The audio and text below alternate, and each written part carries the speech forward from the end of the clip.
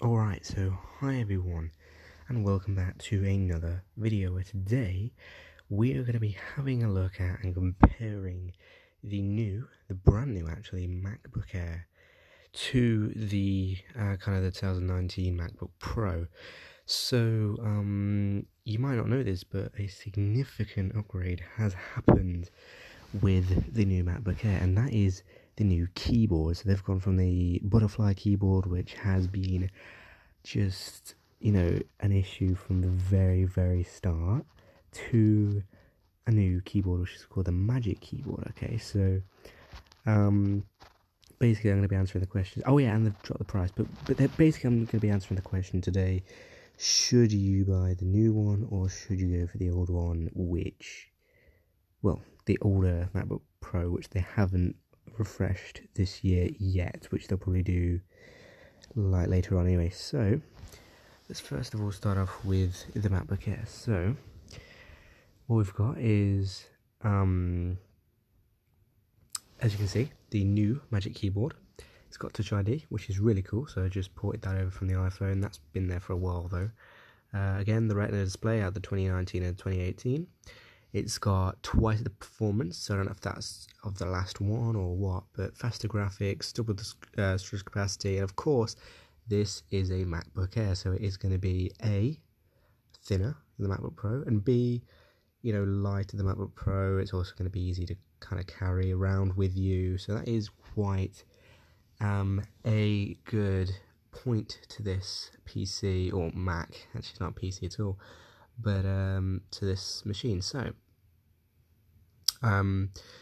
let's just talk a bit about what it comes with. So you've got the ability to have an i7, but at that point, why not just get a MacBook Pro? But if you want to pay for the cheapest MacBook Air, which you're not going to do a ton of, video editing, Photoshop, all that, you're just going to do like PowerPoint, web surfing, just fine for all that, video watching and all that. The cheapest model for £1,000 is the Core i3 model, which is quite interesting.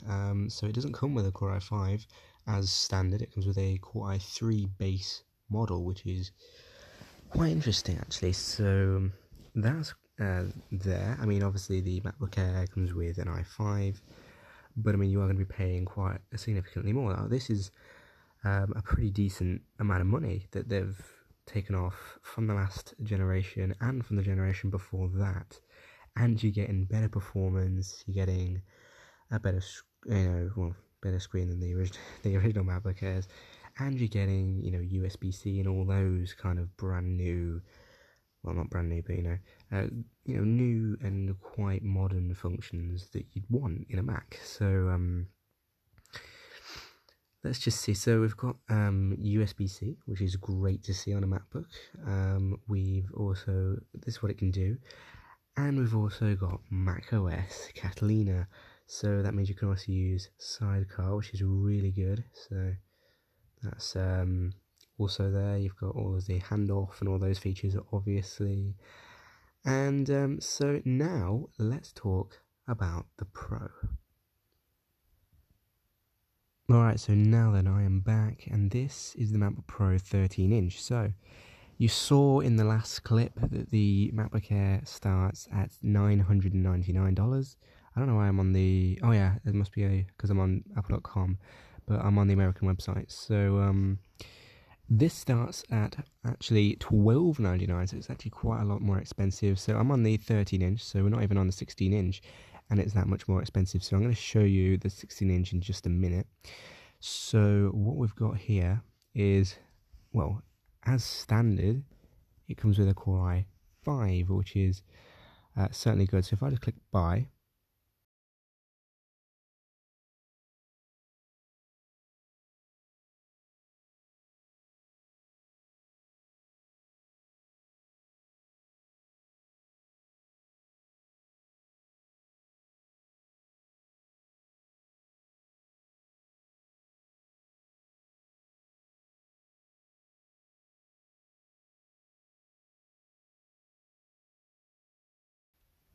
as you can see, we've got 4 options. So we got the 8th gen quad core, Core i5 1.4 gigahertz processor, or we got another one, but this one has wait, what does this have different? Okay, it has better SSD storage, and that looks like it. And then we've got this one, which has a better turbo boost, and that is actually 1 gigahertz better, and still a Core i5 though. And then we've got down here another i5. Where's all the i7s and i9s? They're only in the 16-inch. I wouldn't be surprised, yeah. But we're talking about that in a bit. So let's just go back.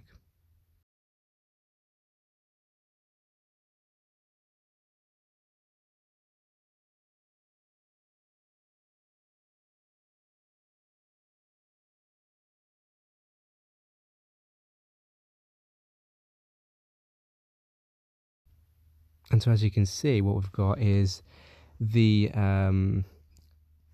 well, it says here up to Core i7. So I guess you can configure it to get the Core i7 in the 13-inch. I didn't think about that, did I?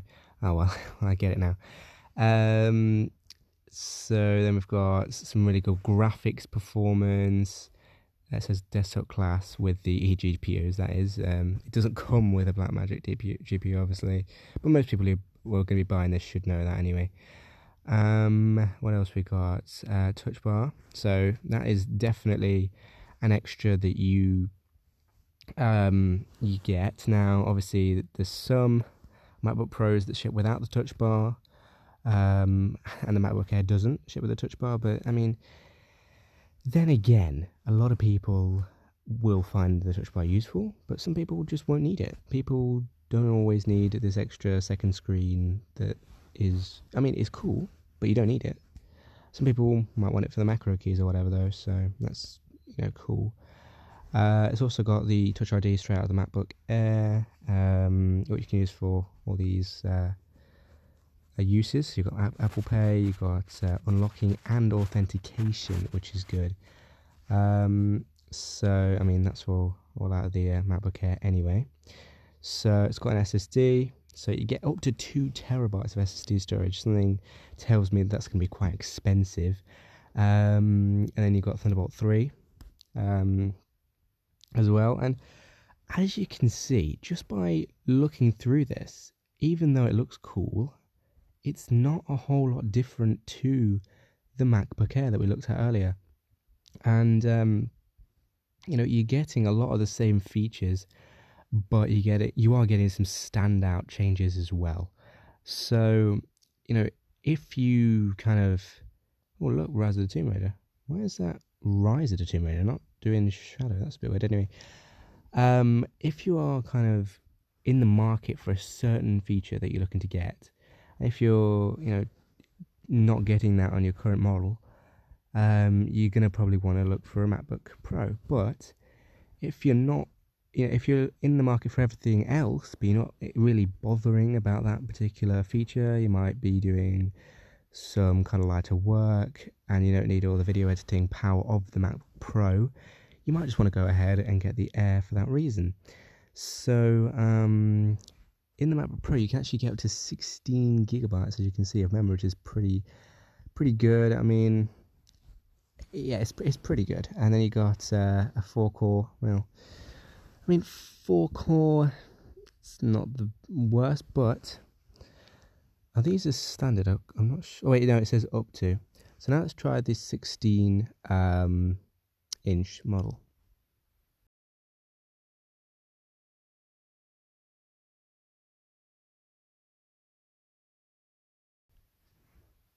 I actually couldn't figure out if they were as standard or not. This website is kind of confusing anyway. As you can see, you got a 16-inch display, so it's got a bigger display, obviously, up to 8 cores. So before you had 4-core, now you got 8. Now you got 8-core. Before you could get up to 2 terabytes, as far as I can remember. Now you can get 8 terabytes, so that is very good. And then you got 64 gigabytes. That is a ridiculous amount. So I mean, it's not considering that Linus takes it to put 2 terabytes in a computer, but that was a desktop PC. And for a laptop, you're getting 64 gigabytes. And, you know, you're not going to have a lot of applications where you're going to need 64 gigabytes unless you're doing some serious work. So this is very, very, very good. You've also got AMD not integrated, like proper graphics chipsets in there, separate from the Intel graphics. So you've got 5000 M series graphics, and then you've got a 6-speaker sound system, which I guess is pretty good. So, I mean, you've got a bit of display. That's what people... Oh, this is a bit weird. So you drag, it actually expands and does that. Anyway, so you've got a bigger display, so it's got a bigger canvas to work on. So you've got the P3 gamut as well as the 500 nits of brightness, which is pretty good. What else do we have? Got the exact same there. So we've got a game changer. Yeah. So these are basically just quotes. Just let me get to the actual part. So we've got 28% increased airflow, a 35% larger heatsink, and that's pretty good. So here's some kind of so we've got 15-inch MacBook Pro quad-core baseline is down there, 2.1 times more in plugins, I guess. I'm not somebody who really uses, Logic Pro or any of that, but that is still pretty impressive to see. You got GDDR6 RAM, VRAM, because it's a G, as well as, wait, hang on. Yeah, so 8 gigabytes, wow, 8 gigabytes of VRAM, not just of RAM. That is pretty good, considering, some people only have 4 or 8 gigabytes of RAM in their computers. I mean, that is pretty great. And then you got audio. So, I mean, you're getting pretty good speakers, but I mean, MacBook Pros usually do have pretty good speakers. I mean, you never see an ad like a review where they say the speakers aren't particularly good, so it's pretty much expected. But they do look very good. They've got some nice large grills for good audio. So then we've got 11 hours of battery life, which is pretty good. You've got the security chip again, so that means probably going to have the Touch ID. So there's that as well. And then you've got macOS Catalina. So now we're just going to take a look at kind of the models you can get this in and finish up.